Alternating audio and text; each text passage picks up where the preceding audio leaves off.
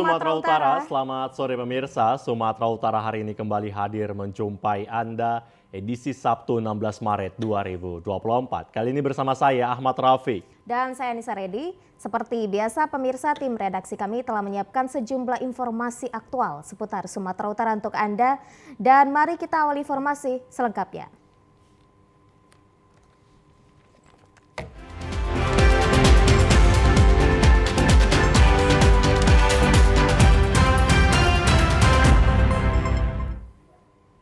Kita awali informasi pertama pemirsa, pemerintah baru saja meresmikan pabrik minyak makan merah Pagar Merbau di Deli Serdang.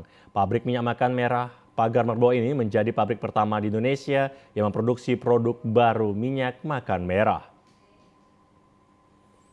Menteri Koperasi dan UMKM, Menko PUKM Teten Mas Duki mengungkapkan saat ini lebih dari 40% lahan perkebunan sawit di Indonesia dimiliki dan dikelola oleh petani swadaya. Namun ia menyayangkan bahwa berpuluh tahun petani sawit mengalami persoalan dengan harga tandan buah segar TBS yang naik turun dan tidak stabil. Di sisi lain, Indonesia juga menghadapi pasokan dan harga minyak goreng di pasar yang juga sangat dinamis. Menteri Teten meyakini minyak makan merah mampu menjadi alternatif karena minyak makan merah mengandung senyawa alami kelapa sawit dengan harga yang terjangkau untuk masyarakat Indonesia. Minyak makan merah juga dapat digunakan untuk mengatasi stunting. Pabrik ini merupakan satu dari 3 pilot proyek minyak makan merah yang bekerja sama dengan PT PN.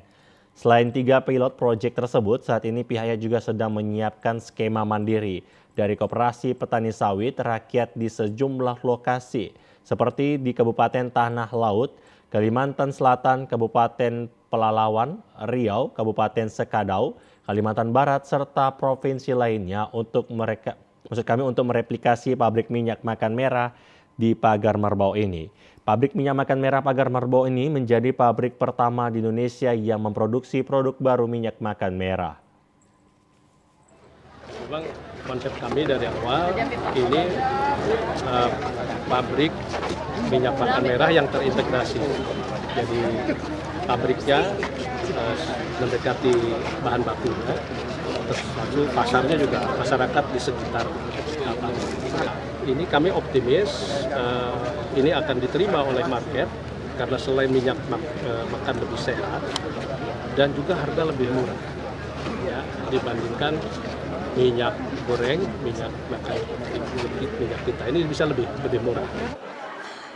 Menteri Teten berharap ke depannya setiap 1.000 hektar perkebunan sawit yang dikelola oleh koperasi harus dilengkapi dengan pabrik minyak makan merah sebagai infrastruktur pelengkapnya. Sesuai arahan Bapak Presiden, hilirisasi kelapa sawit menjadi minyak makan merah oleh koperasi bertujuan untuk memastikan agar petani semakin sejahtera, memastikan keberlanjutan pasokan minyak goreng sehat dengan harga terjangkau untuk masyarakat. Pemirsa, Presiden Joko Widodo meresmikan pelaksanaan instruksi Presiden Jalan Daerah atau IJD di Provinsi Sumatera Utara. Peresmian itu dilakukan dalam kunjungan kerjanya di Kota Tanjung Balai. Presiden mengungkapkan pada tahun 2023, pemerintah telah menganggarkan 868 miliar rupiah untuk pelaksanaan IJD di Sumatera Utara. Anggaran tersebut ditujukan untuk perbaikan jalan-jalan non-nasional yang rusak, meningkatkan kemantapan jalan daerah, serta mendukung pusat pertumbuhan ekonomi melalui peningkatan akses ke daerah terisolasi dan konektivitas dengan jalan nasional.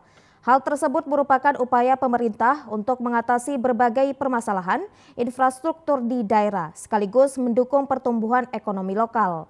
Peresmian Inpres Jalan Daerah Provinsi ini ditandai dengan penandatanganan prasasti. Presiden Joko Widodo berharap proyek ini tidak hanya memperkuat infrastruktur wilayah, tapi juga meningkatkan kualitas hidup masyarakat dengan memudahkan akses transportasi dan distribusi barang.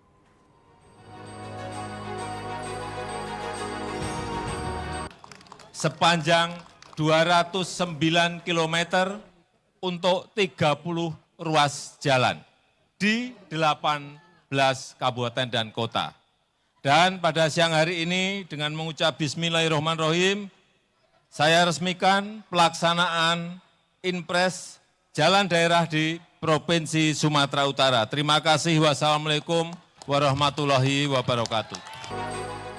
Usai melakukan peresmian jalan, Presiden Joko Widodo pun langsung membagikan kaos kepada ribuan warga. Presiden Joko Widodo beserta rombongan melakukan kunjungan kerja ke pasar tradisional Glogur Rantau Perapat guna memastikan pasokan dan harga beras kemarin. Presiden Joko Widodo melakukan inspeksi mendadak atau sidak terkait pasokan dan harga beras SPHP Bulog di pasar tradisional Glogur Rantau Perapat, Labuhan Batu kemarin. Dalam sidak tersebut, Presiden beserta rombongan disambut antusias masyarakat, khususnya para pedagang dan pembeli yang ingin melihat secara langsung. Di sela-sela kunjungannya, Presiden Jokowi membagikan souvenir kaos bagi masyarakat Labuhan Batu.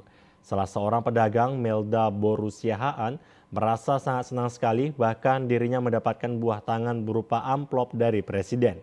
Meski belum diketahui isi dari amplop tersebut yang diduga berupa tiket khusus, dirinya pun berterima kasih kepada Presiden karena melalui Perum Bulog telah menyediakan sembako berupa beras medium SPHP dengan harga yang terjangkau. Terima kasih buat Bapak Jokowi sudah datang ke Labuhan Batu, khususnya Rantau Perapat, Bajak Glogur. Kami bangga, kami sudah merasakan kinerja Bapak Jokowi, bahkan masyarakat yang ada di Rantau Perapat, khususnya sembako SPHP. Terima kasih.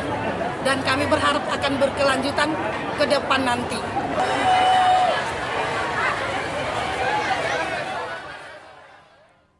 Pemirsa, usai 5 harimau mati dalam waktu yang berdekatan serta beberapa satwa lainnya, Medan Zoo akan segera direnovasi.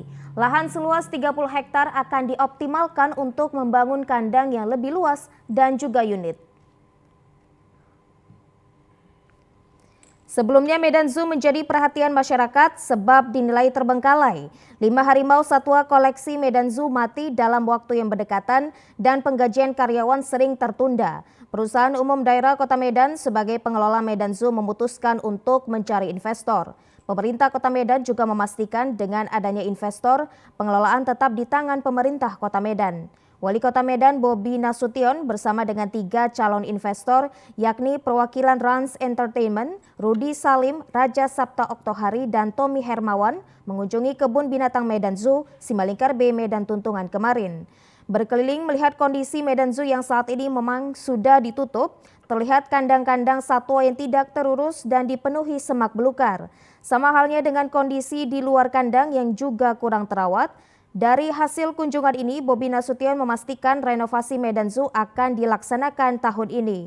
Lahan Medan Zoo dengan luas 30 hektar akan direnovasi total untuk pembenahan kondisi kandang serta memperluas ukurannya. Tidak sepakat semua, insya Allah sepakat semua tadi. Ini yang kita utamakan adalah memang tentang satuannya dulu. Jadi satuannya dulu nanti akan kita prioritaskan untuk pembenahan kandang dan segala macam. Nah, ini teknisnya tadi sudah ada sedikit pengerucutan. Nanti akan kita lakukan insya Allah nanti di tahun ini, Bang. Insya Allah tahun ini nanti akan kita mulai. Ya, yang pasti tadi kita utamakan tentang satwanya dulu. Semua satwanya ya, semua satwa, bukan hanya harimau saja yang kemarin viral, bilang itu bukan hanya harimaunya saja tapi seluruhnya, seluruh satwanya nanti akan kemungkinan akan kita relokasi, tapi tetap di dalam area Medan Zoo karena area yang cukup luas 30 hektar. Ini akan kita relokasi dari kandang-kandang yang sebelumnya memang secara visual pun kita lihat tidak layak ya. Dan kita relokasi di dalam area Medan Zoo juga. Setelah itu nanti baru area yang lain untuk fasilitas penunjang yang lainnya, penunjang zoo-nya nanti pasti akan ada pembangunan bertahap lah, nggak bisa serentak secara bersama-sama.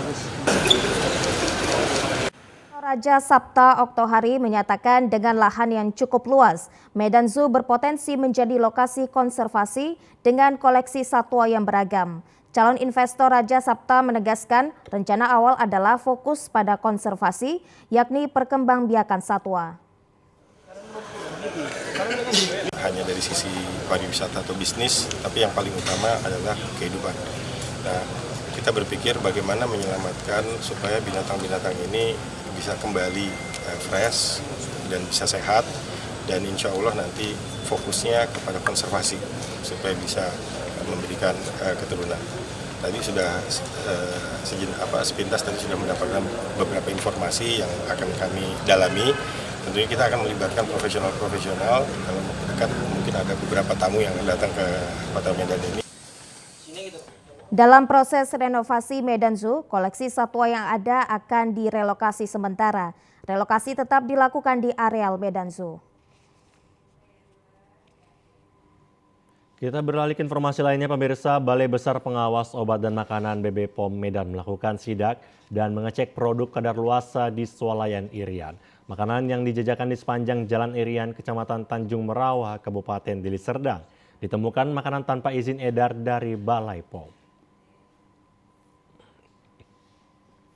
Dalam sidak yang dilakukan BPOM di supermarket Irian Kelurahan Pekan, Kecamatan Tanjung Merawa, sejumlah makanan kemasan diperiksa. Dalam sidak kali ini ditemukan produk jenis kentang beku dan kurma yang tidak memiliki izin edar dari BPOM.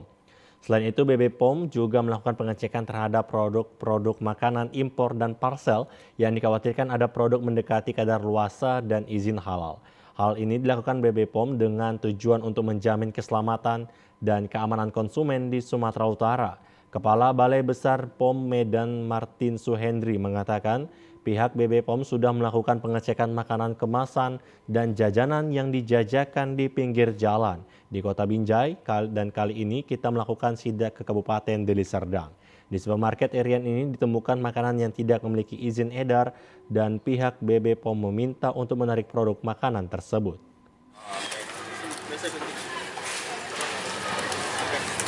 Program intensifikasi pangan ini merupakan program rutin setiap bulan Ramadan, di mana kita tahu bahwasanya di saat bulan Ramadan itu kemungkinan melonjaknya kebutuhan masyarakat, melonjaknya datang produk-produk impor yang ilegal dan lain-lain. Kemudian di samping itu kita juga akan memeriksa takjil di berbagai titik di seluruh Sumatera Utara ini secara random dan secara priority scale. Untuk saat ini kita berada di salah satu supermarket yang ada di Tanjung Merawa. Tadi kita menemukan kentang dengan label yang tidak memenuhi ketentuan, tidak jelas komposisinya. Namun sekarang pemilik kita minta untuk konfirmasi apakah kentang ini terdaftarnya di pertanian sebagai produk hasil pertanian atau di kita. Nah, tapi kalau melihat kondisi tadi itu saya lebih cenderung ke pertanian. Kemudian dari makanan impor yang ada di seluruh supermarket ini kami sudah sweeping tadi. Alhamdulillah tidak kita temukan bahwasanya ada makanan ilegal dan lain. Kembali saya jelaskan, program intensifikasi pangan ini di minggu pertama dan kedua kita jalan ke distributor. Kemungkinan adanya barang-barang yang tidak memenuhi ketentuan ditumpuk distributor untuk didistribusikan. Secara paralel kita juga jalan ke retail-retail, ke supermarket, ke hypermart dan lain-lain, mencek apakah kemungkinan ada bahan-bahan makanan ataupun makanan jadi yang nanti akan digunakan oleh masyarakat yang tidak memenuhi ketentuan seperti produk ilegal, expired, rusak dan lain-lain. Kemudian kita juga mencek parsel yang sudah ada. Kenapa kami minta bongkar tadi salah satu parsel secara random atau secara acak? Kita khawatir, bukan menuduh pelaku usaha, tapi khawatir expired date dari produk yang ada itu, yang sudah masuk ke dalam parsel tersebut, expired date-nya dekat dengan Lebaran. Nah, kami mengimbau minimal 1 bulan setelah Lebaran baru itu expired date tercepatnya. Kenapa? Selama Lebaran itu saya yakin parsel mungkin belum akan dimakan oleh si penerima parsel.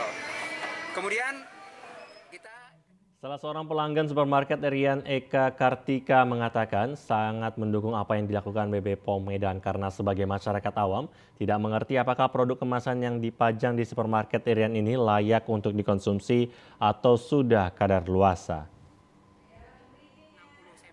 60-an sampel.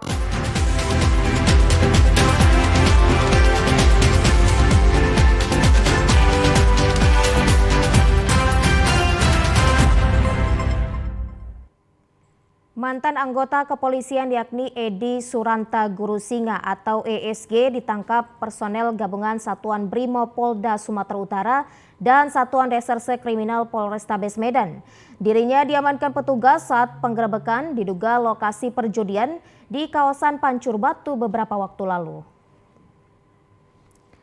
Seorang mantan petugas kepolisian yakni Edi Suranta Gurusinga yang juga merupakan ketua Satgas Khusus salah satu organisasi kepemudaan ini ditangkap petugas gabungan Brimo Polda Sumatera Utara dan Satreskrim Polrestabes Medan terkait dugaan kepemilikan senjata api ilegal jenis pistol FN. Dari lokasi diduga tempat perjudian tersebut, polisi mengamankan sebanyak 21 orang, namun akhirnya melepas 20 orang karena tidak terbukti melakukan tindak pidana. Kasat Reskrim Polrestabes Medan, Kompol Jama Kita Purba menyebut selain senpi jenis pistol, petugas juga menyita barang bukti berupa senjata tajam jenis samurai, pisau, dan dadu yang diduga alat permainan judi. Kita lanjut yang ketiga ya, yang terhormat Saudara 2024 sekitar pukul 00.30 WIB di Dusun 3, Pulau Sari, Desa Durenjanga, Kecamatan Pancur Batu, Kabupaten Deli Serdang.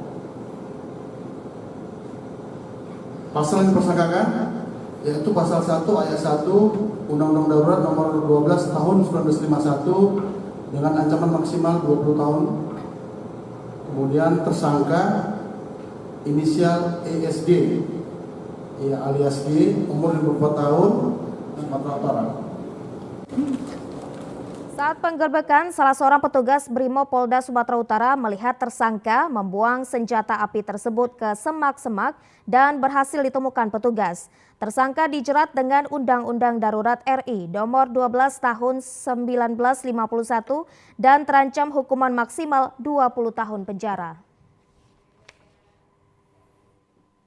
Jajaran Satlantas Polres Toba menggelar operasi keselamatan Toba 2024 hari ini di Jalinsum Juara Monang Baldige, Kabupaten Toba. Hal ini dilakukan untuk menekan tingginya angka kecelakaan lalu lintas yang sering terjadi dan berakibat fatal di Kabupaten Toba. Dari hasil kegiatan operasi keselamatan Toba 2024 ini, Satlantas Polres Toba mengamankan 25 unit kendaraan bermotor yang diduga tidak memiliki kelengkapan surat-surat kendaraan bermotor. Kasat Lantas Polres Toba Ibtu Nanang mengatakan kegiatan operasi keselamatan Toba yang dilaksanakan bertujuan dengan sasaran pengendara yang melakukan pelanggaran secara kasat mata.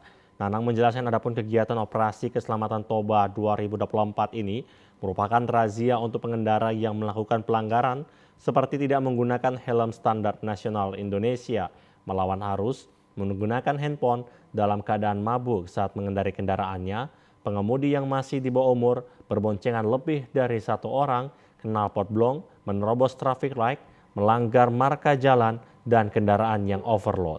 Nanang juga mengatakan giat operasi keselamatan Toba ini diselenggarakan dari mulai tanggal 13 hingga 26 Maret 2024 dengan mengutamakan teguran, di mana para pengemudi yang melanggar seperti tidak memiliki kelengkapan surat-surat kendaraan seperti SIM dan STNK akan dilakukan berupa teguran saja. Namun para pengemudi yang tidak dapat melengkapi dirinya dengan surat-surat kendaraannya akan dilakukan penilangan di tempat untuk membuktikan keabsahan kendaraannya yang digunakan di jalan raya. Nana menghimbau dari 25 unit kendaraan bermotor yang diamankan saat ini, masyarakat dapat mengambilnya kembali jika telah melengkapi surat-surat kendaraannya hingga dengan batas waktu tilang yang telah ditentukan. Baik Pak, sejauh ini ada berapa kendaraan yang telah ditilang? Sejauh ini selama operasi ini lebih kurang ada selama dua hari ini ada sekitar 25 kendaraan yang sudah kita tindak untuk wilayah Kabupaten Toba. Nah, sejauh ini Pak, kira-kira kendaraan yang ada ditemukan kendaraan yang jenis bodong atau gimana Pak? Kita belum bisa mengatakan bodong karena kita meminta orangnya untuk menghadirkan STNK-nya sampai dengan batas waktu surat tilang yang sudah kita tentukan. Nah, tapi kalau ada warga masyarakat yang bisa menunjukkan surat STNK-nya, kita akan buat nomor berifanya untuk dia menebus langsung ke Bank BRI. Baik Bapak, sejauh ini bagaimana masyarakat sendiri menilainya? Masyarakat kebanyakan memang yang melanggar ini merasa mungkin karena lama tidak diingatkan ya, mereka mungkin merasa terbiasa dengan berkendara tanpa kelengkapan berkendara seperti helm. Tapi banyak juga masyarakat yang mengatakan bahwasanya ini positif terutama untuk mengamankan anak-anak sekolah yang di jalan raya agar terhindar dari kenakalan remaja seperti geng motor, tawuran, dan lain sebagainya. Enggak apa itu?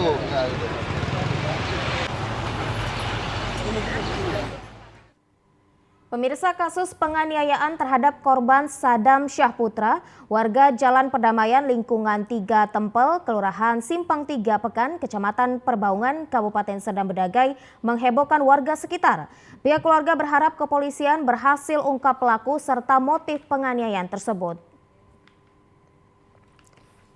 Kejadian naas tersebut terjadi tepat di Jalan Perdamaian, lingkungan 3 Tempel, Kecamatan Perbaungan, tepat di depan rumah korban Sadam Syahputra. Sekitar pukul 2.30 waktu Indonesia Barat, pelaku yang berboncengan datang ke lokasi rumah korban dan membesarkan suara sepeda motornya.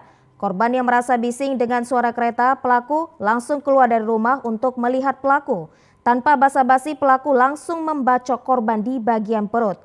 Orang tua korban Mulyadi yang merupakan saksi kejadian sangat terkejut dengan kejadian yang menimpa anaknya tersebut. Setahunya anaknya tidak memiliki musuh, sehingga dengan kejadian ini sangat membuat syok semua keluarga. Harapan keluarga agar pelaku secepatnya ditangkap dan dihukum seberat-beratnya. Itu saya masih dalam kamar kan, anak saya itu tolong-tolong. Aduh Pak, tolong Pak Adam katanya. Jadi saya keluar. Begitu keluar, megangin perut ya, rupanya ususnya sudah keluar. Itu kenapa, Pak? Ya ditebas orang itu lah, yang naik kereta King 2 orang tuh. Dari mana posisi pelaku nih, Pak? Keluar jalannya? Jalannya dari sana lah pokoknya jalannya. Jalan dari sana ke sana dia. Itu jam berapa kejadiannya, Pak? Jam 2.15. Kapolsek Perbaungan AKP Guru Singa membenarkan adanya kejadian penganiayaan tersebut dan saat ini kepolisian telah mengantongi identitas kedua pelaku yang diduga kuat sebagai pelaku penganiayaan. Namun Guru Singa belum menyampaikan apa yang menjadi motif penganiayaan tersebut. Pihaknya diharapkan bersabar menunggu pelaku. Laporan ini ada tindakan penganiayaan yang dilakukan. Ada 2 orang ya, cuma nama-namanya udah kami kantongi, dan untuk barang bukti sepeda motor sudah kami amankan. Dan sekarang korban masih dalam perawatan. Jadi untuk perkembangan penanganan kasus ini kami masih pendalaman. Dari informasi pihak keluarga, korban saat ini masih dalam perawatan di Rumah Sakit Medistra Lubuk Pakam. Pemirsa, puluhan guru dari Aliansi Guru Honor peserta P3K tahun 2023 di Kabupaten Langkat kembali demo di depan kantor Bupati Langkat. Puluhan peserta aksi yang memakai pakaian serba hitam memulai aksi mereka dengan long march dari alun-alun Stabat menuju ke kantor Bupati Langkat. Mereka membawa spanduk berisi petisi terkait penolakan hasil seleksi P3K. Koordinator aksi Dian Novindra meninjau PJ Bupati Langkat Faisal Hasrimi membuat surat permohonan secara resmi melalui Sekretaris Daerah Kabupaten Langkat untuk membatalkan seleksi kompetensi teknis tambahan dikarenakan melanggar ketentuan administrasi dan terdapat dugaan transaksional. Mereka merasa penilaian seleksi kompetensi teknis tambahan tidak transparan dan tidak objektif. SKTT sendiri bukan merupakan bagian dari tahap seleksi ujian Computer Assistant Test (CAT). Hasil SKTT dan CAT akan dinilai untuk menentukan hasil akhir seleksi kompetensi dasar SKD dengan persentase 30% dan 70%. Menjadi salah satu dari beberapa kabupaten kota di Sumut yang menerapkan SKTT dalam penilaian SKD. Sebab tidak ada kewajiban Pemkab untuk menerapkan penilaian SKTT dan tergantung kesiapan Pemkab. Juga menjelaskan jika mereka merasa keberatan karena merasa tidak ada mengikuti SKTT, termasuk tidak ada berkas yang diminta. Sementara hasil ujian CAT mereka termasuk tinggi. Selain itu mereka juga meminta agar PJ Bupati Langkat segera pengumuman ulang hasil seleksi P3K Guru tahun 2023 Langkat sesuai hasil CAT BKN serta dilakukannya evaluasi melalui panitia seleksi daerah terkait adanya guru-guru dan dapodik siluman yang lulus P3K. Membuat surat permohonan secara resmi melalui Sekda Kabupaten Langkat untuk pembatalan SKTT atau seleksi kompetensi teknis tambahan dikarenakan melanggar ketentuan administrasi dan terdapat dugaan transaksional. Kedua, meminta kepada PJ Bupati Langkat untuk melakukan pengiriman surat permohonan pembatalan SKTT secara resmi tersebut ke BKN selambat-lambatnya pada hari Senin tanggal 18 Maret 2024. Ketiga, meminta kepada Bapak PJ Bupati Langkat untuk melaksanakan pengumuman ulang hasil seleksi P3K Guru tahun 2023 di Kabupaten Langkat secara sesuai CAT BKN atau panitia seleksi daerah terhadap peserta P3 Podik Siluman. Banyak ditemukan dari peserta yang ikut seleksi P3K guru bertanda guru-guru terzolimi. Itulah tuntutan kami, Bapak. Segera menemui kita. Pemirsa, berikut kami hadirkan berita serba-serbi Ramadan untuk Anda. Tetaplah bersama kami.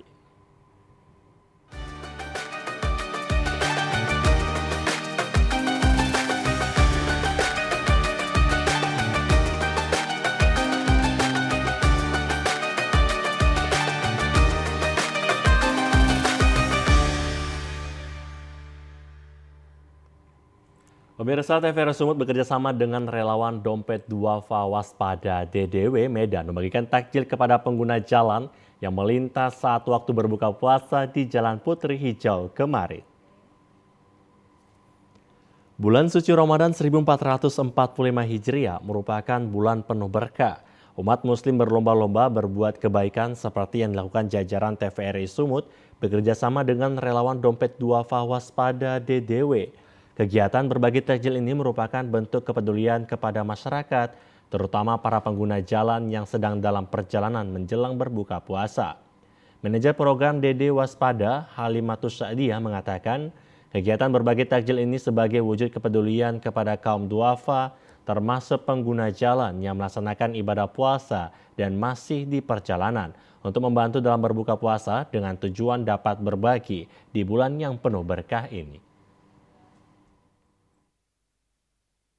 Terima kasih, hari ini dari Dompet Duafa Waspada bekerjasama dengan TVRI, kita ada program di bulan Ramadan ini yakni Posko Takjil, di mana Posko Takjil ini adalah pemberian paket berbuka puasa berupa kue dan juga ada minumannya yang dibagikan kepada para pengguna jalan nanti di detik-detik berbuka puasa. Jadi adalah momen di mana masyarakat yang melintas di depan gedung TVRI ini nantinya bakal mendapatkan takjil dari kita sehingga terbantu ketika memang sudah menit-menit berbuka puasa. Harapannya dengan adanya program ini menjadi pemantik buat lembaga-lembaga sejenis maupun juga masyarakat sekitar untuk berbagi di bulan Ramadan, baik itu berupa takjil, ya, paket sembako buat duafa dan lain sebagainya.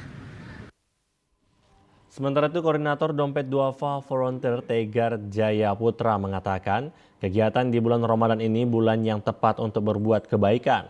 Salah satu bentuk yang tepat berbagi takjil yang dimanfaatkan Dompet Duafa bersama volunteer untuk terus mengalirkan kebaikan terhadap sesama.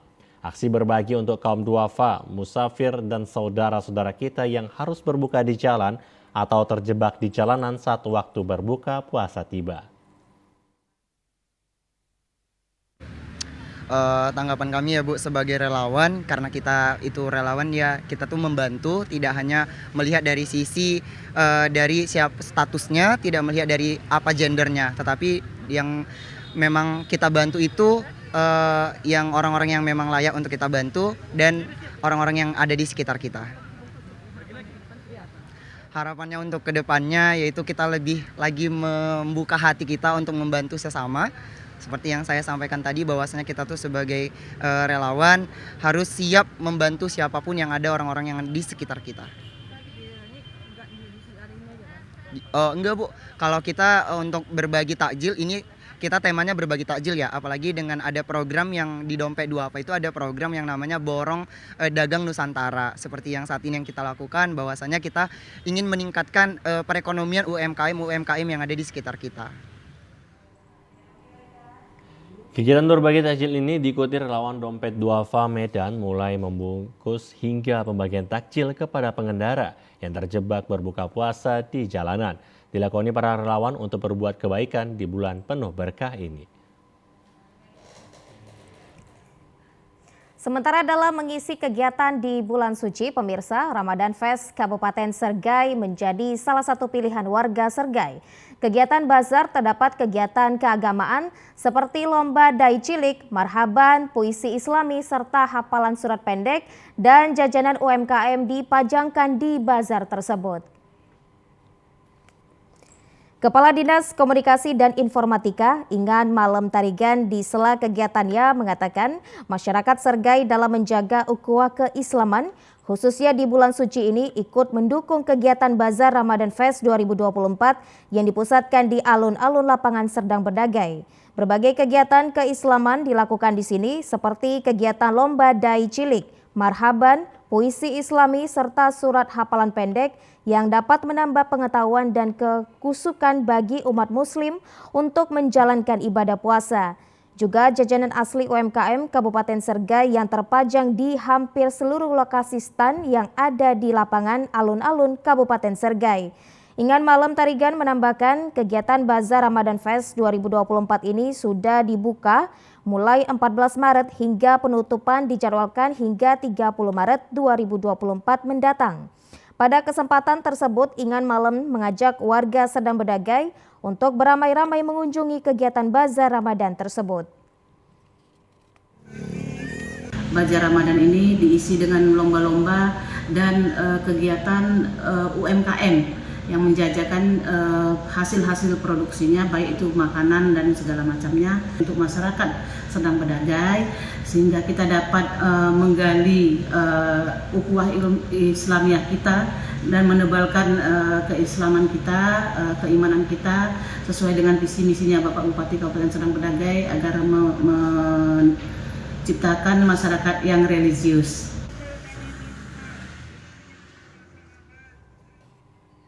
Pemirsa, memasuki hari kelima Ramadan 1445 Hijriah, pimpinan Muhammadiyah Cabang Sunggal menggelar pelatihan kadar mubaligh dan mubalighot yang diikuti antusias para peserta. Seorang mubaligh atau mubalighot harus memahami kandungan syariat Islam dan mengetahui metode serta memiliki pemahaman agar pesan yang disampaikan mudah dipahami umat. Untuk memberikan wawasan teoritik dan praktik kepada para mubaligh dan mubalighot agar memiliki kompetensi profesional dalam menyampaikan kegiatan dakwah. Majelis Tabligh Pimpinan Cabang Muhammadiyah PCM Sunggal bekerjasama dengan Korps Mubaligh Muhammadiyah Sunggal menyelenggarakan pelatihan kader mubaligh dan mubalighot di gedung SMA Muhammadiyah 18 Kecamatan Sunggal pagi tadi. Pelatihan diikuti 55 peserta dari pimpinan-pimpinan ranting Muhammadiyah, Organisasi Otonom Angkatan Muhammadiyah, Pemuda, IPM Aisyah, dan juga guru di lingkungan Muhammadiyah Sunggal. Majelis Tabligh Cabang Sunggal Sutoyo mengatakan, untuk bisa menjadi mubaligh, semua peserta harus bekerja keras, banyak belajar baik melalui membaca dan melihat situasi yang ada di masyarakat sekarang ini. Nantinya setelah mengikuti pelatihan, para peserta akan diturunkan ke lapangan untuk menerapkan ilmu yang diperoleh selama pelatihan. Kegiatan ini yang kita laksanakan pelatihan mubalighot Muhammadiyah tingkat cabang yang pertama yang diselenggarakan di SMA Muhammadiyah 18 Sunggal, yang sebagaimana yang telah diinformasikan kepada kita semua oleh panitia, bahwasannya peserta itu terdiri dari ranting-ranting secabang Sunggal, cabang Sunggal baik itu dari SD Muhammadiyah 29 Semencirim, dari SMP Muhammadiyah 47 Sunggal, dan dari SMA Muhammadiyah 18 Sunggal. Cara kegiatan pada pagi hari ini adalah merupakan sebagai tonggak, sebagai pelopor dalam hal dakwah menyampaikan ajaran ajaran agama Allah Subhanahu wa taala yang bisa memberikan pencerahan-pencerahan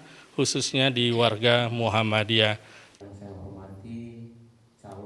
Cabang Muhammadiyah Sunggal Haji Muhammad Amaluddin mengatakan kegiatan dilaksanakan selama 2 hari ini hendaknya dimanfaatkan dengan sebaik-baiknya sehingga dapat menambah wawasan dan memotivasi para mubaligh dan mubalighah. Kehadiran mubaligh dan mubalighah ini ke depan diharapkan dapat menggantikan para penceramah yang sudah lanjut usia atau meninggal dunia. Para calon dai-dai atau ustazah kita ini akan jadi untuk kedepannya lebih baik lagi. Setelah selesai ini nanti mereka akan kita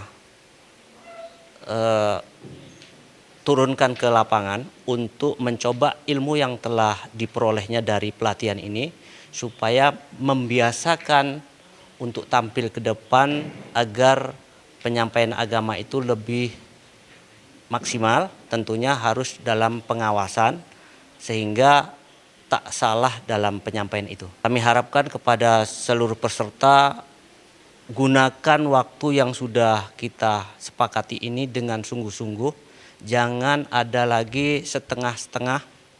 Jadi harus terfokus bahwa kita ingin memajukan diri kita, terutama memajukan Islam. Pada pelatihan ini, satu persatu peserta mempraktikkan secara langsung materi dakwah yang sifatnya bisa sekedar informasi dan bisa juga mempengaruhi, namun keduanya saling terkait. Kita beralih ke Mandailing Natal, pemirsa. Berburu makanan setiap menjelang berbuka puasa di bulan suci Ramadan sudah menjadi tradisi bagi warga Mandailing Natal. Takjil khas tradisional menjadi buruan warga seperti serabi, kue bongko, lupis, dan onde-onde. Setiap menjelang berbuka puasa atau ngabuburit, warga berburu takjil khas tradisional di Kelurahan Tanobato, Kecamatan Panyabungan Selatan, Kabupaten Mandailing Natal. Berburu takjil di kampung bagian selatan ini sudah menjadi pilihan warga dari pusat kota Panyabungan, bahkan dari perkantoran Bupati Mandailing Natal. Ciri khas inilah yang menjadikan kota ini terkenal dengan makanan dan minuman yang membuat warga memilih ngabuburit ke daerah tersebut. Takjil yang biasa diburu warga yang berkunjung ke daerah ini mulai dari serabi, kue bongko, lupis, onde-onde. Namun tidak jarang warga juga selalu memesan makanan untuk berbuka puasa, yakni gado-gado. Sementara harga takjil yang ditawarkan ini terbilang masih terjangkau.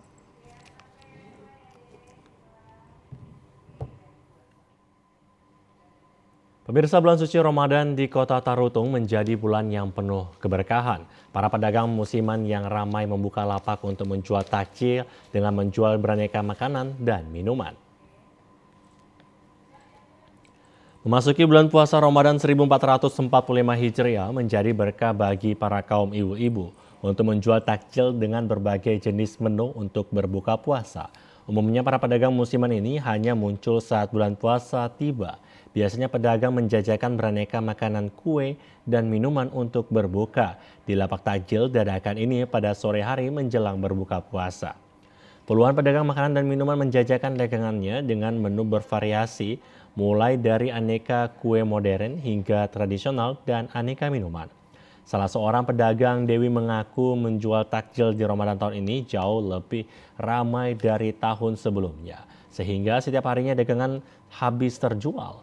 Di Kota Tarutung, kawasan ini menjadi tempat paling favorit untuk membeli makanan berbuka lantaran selain tempatnya yang strategis, makanan dan minuman dipajang pun termasuk lengkap dan berdekatan dengan Masjid Syuhada Tarutung dan Masjid Raya Tarutung.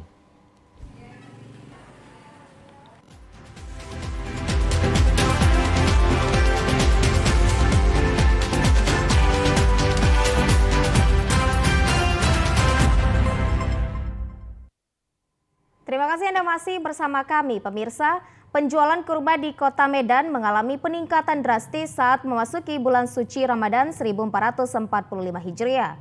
Peningkatan penjualan kurma bisa mencapai angka 3 kali lipat dibandingkan Ramadan tahun sebelumnya dan 100% dibandingkan hari biasanya. Buah kurma yang berasal dari tanah Jazirah Arab ini juga disebut sebagai buah yang paling digemari oleh Nabi Muhammad SAW. Oleh sebab itu, setiap memasuki bulan Ramadan, penjualan kurma pasti melonjak dibandingkan hari biasanya. Di salah satu toko kurma di kawasan Jalan Willem Iskandar, Medan, permintaan pembeli terhadap buah kurma telah meningkat drastis bahkan sejak hari pertama puasa Ramadan. Penjual kurma Susanto mengatakan dengan tingginya permintaan pasar terhadap kurma membuat harganya juga naik. Namun meskipun mengalami kenaikan harga, pembeli tetap menyerbu penjualan kurma ini untuk menjadikan kurma sebagai salah satu menu wajib bulan Ramadan, terutama saat berbuka puasa.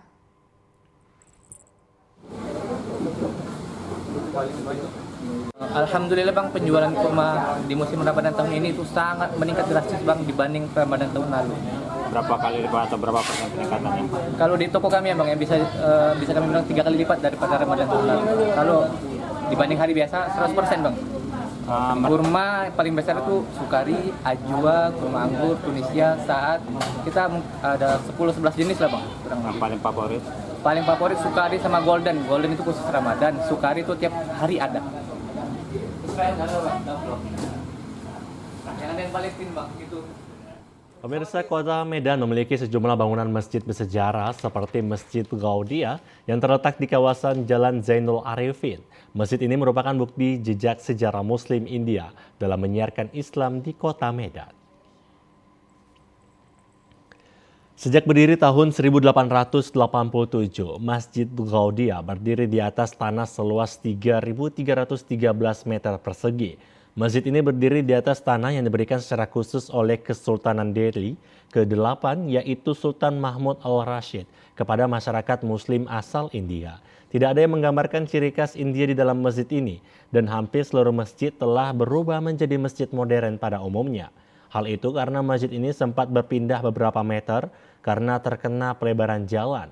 Ketua Yayasan India Muslim Sumatera Utara Muhammad Siddiq Saleh mengatakan, awal mula masuknya Muslim India di Kota Medan berawal dari tahun 1887 dan pada saat itu ada 2 masjid yang dibangun, yaitu Masjid Gaudia dan Masjid Jamik yang jaraknya tidak terlalu jauh. Siddiq menyebutkan awal masuknya Muslim India ke Kota Medan sejak zaman VOC. Para Muslim India diperkerjakan di perusahaan perkebunan tembakau Delhi, dan pada saat bekerja dan berdagang, para Muslim India juga mengambil sambil menyiarkan ajaran Islam. Sejarah daripada Yayasan India Muslim ini atau India Muslim itu pada tahun 1887 kita sudah berada di Indonesia. Jauh sebelum itu India Muslim sudah ada di Indonesia, terutama di Medan. Tapi yang kita dapat, yayasan ini berdiri 1887. Itu diberikan tanah oleh Sultan Delhi, 2 petak tanah, yaitu satu di Masjid Jami Kebun Bunga, satu lagi di sini, Gaudia, Kampung Madras. Awalnya kalau masuk ke Kota Medan, India, kita nggak bicara India Muslimnya, India itu masuk, sebenarnya zaman POC udah masuk. Tapi kalau di Medan ini yang spesifiknya itu masuk, khususnya masuk waktu tembakau Delhi. Perkebunan tembakau Delhi itu memakai buruh kerja daripada India. Nah, masuklah itu tenaga kerja dari India untuk tembakau Delhi. Lalu disitulah mulai berbaurnya orang India. Ada yang setelah masuk di sini, ada yang berdagang, ada yang macam-macam lah, niaga atau segala macam yang dibuat. Khususnya India Muslim itu masuk, yang paling banyak masuk itu Padang dengan Medan. Itu India Muslim. Kalau ini sudah tidak ada keasliannya lagi karena awal bangunan masjid ini ada di jalan sekarang itu. Kan kena pelebaran jalan, makanya kita mundur. Kalau sekarang Sementara di Kota Medan, pemirsa, ada sebuah masjid yang masih berdiri kokoh sejak tahun 1854. Masjid Raya Al-Osmani yang kental dengan budaya Melayu ini merupakan masjid tertua di Kota Medan, peninggalan Kesultanan Delhi. Masjid Raya Al-Osmani atau yang sering disebut warga sekitar sebagai Masjid Kuning terletak di Jalan Komodor Laut Yosudarso, Kelurahan Pekan Labuhan, Kecamatan Medan Labuhan, Kota Medan. Masjid peninggalan Kerajaan Delhi Sultan Osman Perkasa Alam Sultan ke-7 pada tahun 1854 merupakan masjid tertua di kota Medan yang telah berumur 170 tahun, menjadi kebanggaan warga pesisir kota Medan. Memiliki warna khas Melayu yakni dominan warna kuning, Masjid Raya Al-Osmani ini telah ditetapkan sebagai cagar budaya oleh pemerintah kota Medan. Selain kental dengan nuansa Melayu, Masjid Raya Al-Osmani ini memiliki perpaduan arsitektur 5 kebudayaan asing, mulai dari Timur Tengah yang terlihat pada kubah persegi 8, arsitektur India yang tampak pada ukiran tiang, arsitektur Cina yang terlihat pada setiap pintu masjid, Melayu dan Spanyol yang terlihat dari warna dan desain bangunan. Di masjid ini juga terdapat sebuah mimbar antik yang terbuat dari kayu ukir yang digunakan khotib untuk ceramah sholat Jumat dan masih terjaga hingga saat ini.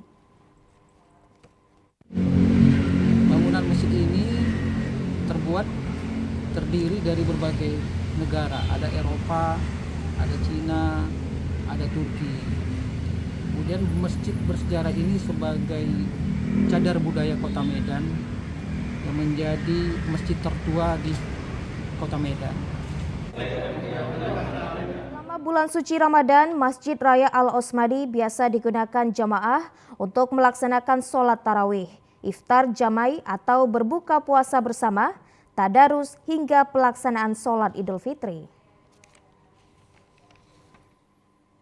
Pemirsa, bulan puasa Ramadan membawa berkah bagi kalangan petani semangka di Kabupaten Langkat karena panen yang berlimpah dan harga jual yang terbilang tinggi. Memasuki hari kelima bulan puasa Ramadan, para petani semangka di Desa Perdamaian, Kecamatan Stabat, Kabupaten Langkat kembali memanen semangka di lahan pertanian mereka. Hasil panen kali ini cukup lumayan dengan total panen mencapai lebih dari 3 ton di lahan seluas 1 hektar. Selain hasil panen yang berlimpah, harga jual semangka di tingkat petani juga termasuk tinggi, yakni Rp7.000 per kilogramnya. Untuk buah semangka ukuran 4 kg ke atas, kali ini adalah panen kedua setelah sebelumnya 2 hari menjelang bulan puasa yang lalu. Para petani ini juga telah melakukan panen semangka. Bulan puasa Ramadan ini tentu saja membawa berkah tersendiri bagi para petani semangka di Kabupaten Langkat. Menurut salah seorang petani semangka, Ita, buah semangka hasil panen di lahannya sudah dipesan oleh sejumlah pengumpul, sehingga dirinya tidak perlu repot untuk menjual buah semangka hasil panennya ke pasar. Permintaan terhadap buah semangka ini juga cukup tinggi di bulan puasa Ramadan tahun ini. Panen semangka selanjutnya diperkirakan akan berlangsung pada pertengahan bulan puasa mendatang.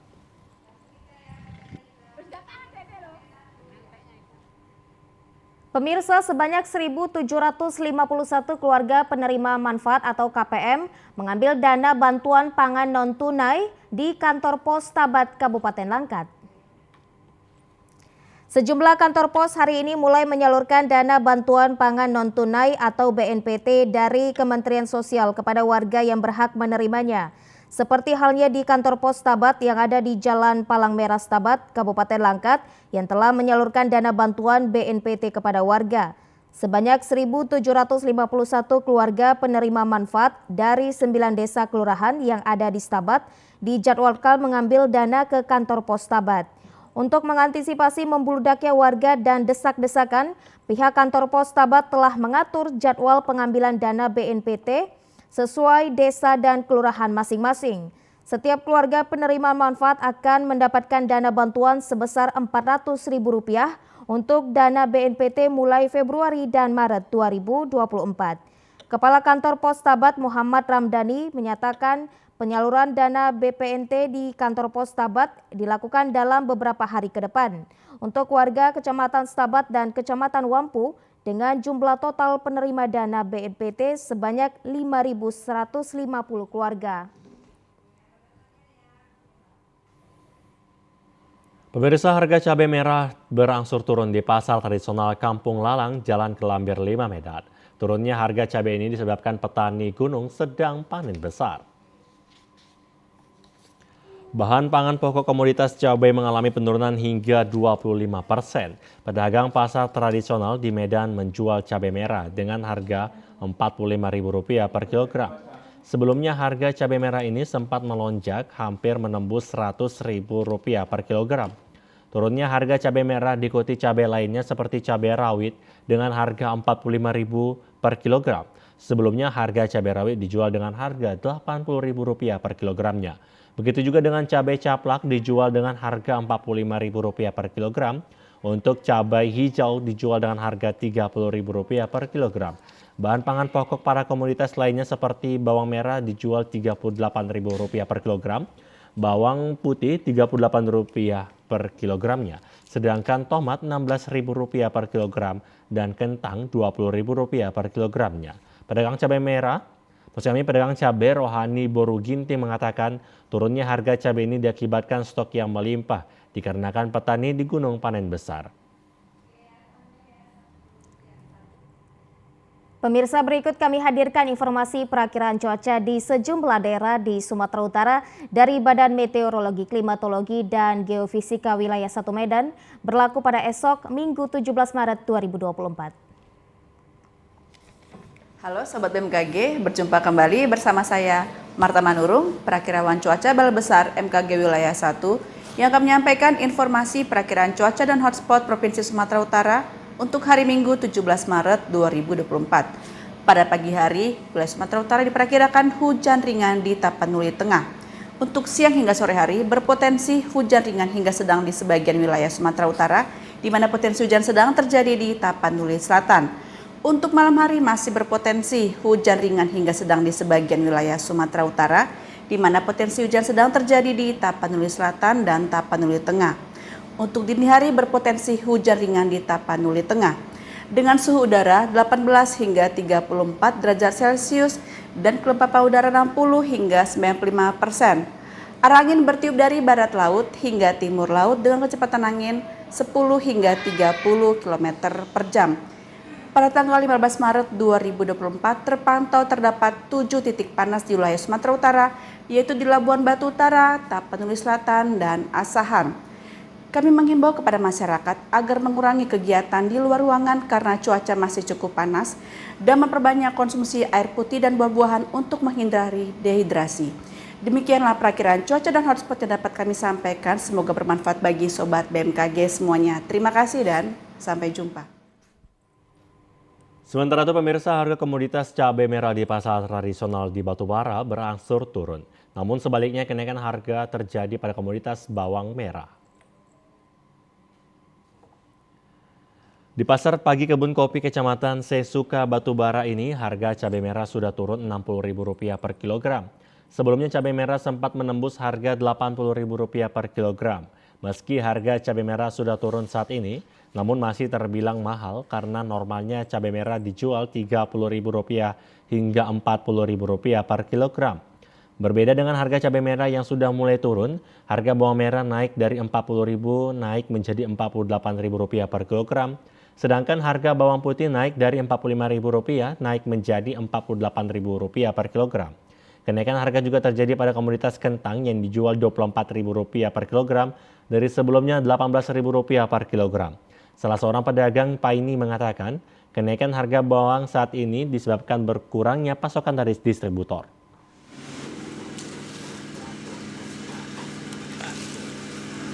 Harga cabai merah saat ini bagaimana, Bu? Turun, Pak. Turun 20.000 turunnya. Biasanya berapa, Bu, kemarin? Biasa jual 80, ini jual 60. Hari ini apa, Bu, naik, Bu? Bawang putih lah sama bawang merah. Bawang putih berapa jual sekarang, Bu? Bawang putih jual 12.000 seperempat. 1 kilonya? 48.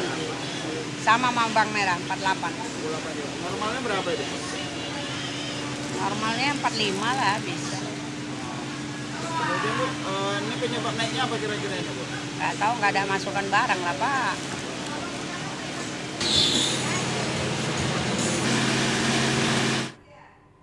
Pemirsa, informasi tadi mengakhiri perjumpaan kita di Sumatera Utara hari ini. Mewakili kerabat kerja yang bertugas, saya Ahmad Rafiq. Dan saya Nisa Redi.